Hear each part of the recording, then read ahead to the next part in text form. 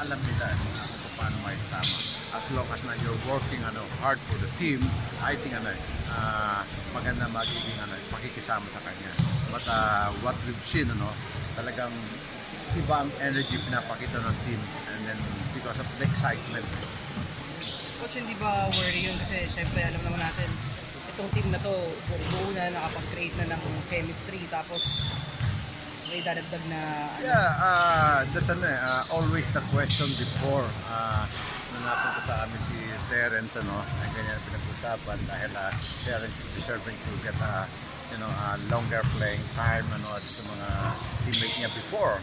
But in this team, it will depend on your performance in the game, and then we have a lot of talents here na it will be easy for anybody ngayon dahil hindi sila ngayon masusunod at dahil the rotation is humahaba ngayon.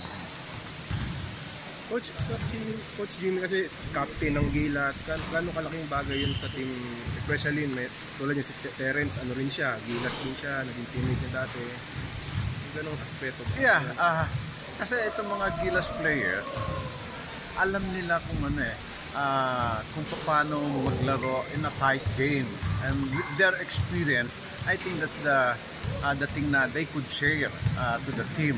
And then buti na lang itong mga players namin marami naging member ng Gilas. Kung bibilangin mo ngayon, baka 7 na sila or ganyan, and with their experience sa national team, it could help a lot and you can see naman Gilmar his last 2 games with us, siya different from makikita niyo sa kanya ngayon after nung Gilas niya, naka-recover siya.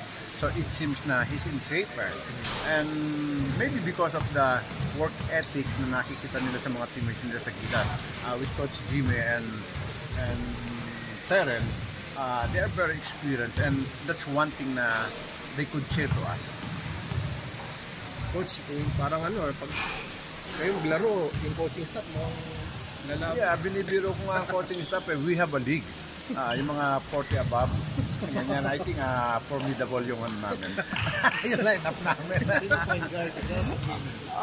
Alam mo ngayon, ang nababago ang tema ng ng basketball, lahat can dribble, lahat can shoot from the perimeter. Just like in the NBA, we're the Golden Warriors. So papayagan mo lang tumira ng 3 si Junmar? Yeah, anybody naman allowed to take the shot, but kailangan yung timing. But I keep on telling him na yung kanyang threat ay lagi nasa loob. And then with this kind of lineup na everybody can shoot from the perimeter, I think he has to beg off from taking the shot. But of course, in the end game, wala ka nang gagawin, pwede. But you can see it naman from him, he can shoot really, especially in the national team, kailangan yung kanyang tira sa labas. But our priority is for him to get the ball in the shaded area. Coach, wala naman problema kung magsabay yung Alab tsaka San Miguel, Wala naman, hindi naman maglalaro sa amin si Jimmy. Kaya walang problema yan. And ito, masasabi ko talagang stock-study yung lineup namin from players, coaching staff. Kaya we're happy. The fans, I think, will be happy with this development in our team. How big of a boost for San Miguel si Coach Jimmy sa Gano'ng kalaking tulong po sa Coach Jimmy sa Yeah, it's remained to be seen dahil this is his first day. But kung titignan mo yung spirit niya as a player and a coach, I think he has something to offer to us. And anybody na dumating dito sa team is always welcome. Dahil with open arms, dahil this is our team. Iba ang mga may pinagsamahan dito. pasok mo talaga. Grabe talaga. Golden Warriors kayo. Golden Warriors. Ay, kasi 15 na Golden State. Ikaw Golden Warriors I keep on joking naman ko sa inyo. Talagang pinasasaya ko sa inyo. Kaya lang lagi nyo akong standarding.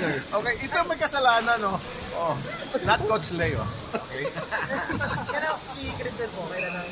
Christian, on Saturday. That is, yeah. And he'll be joining with us on Sunday as a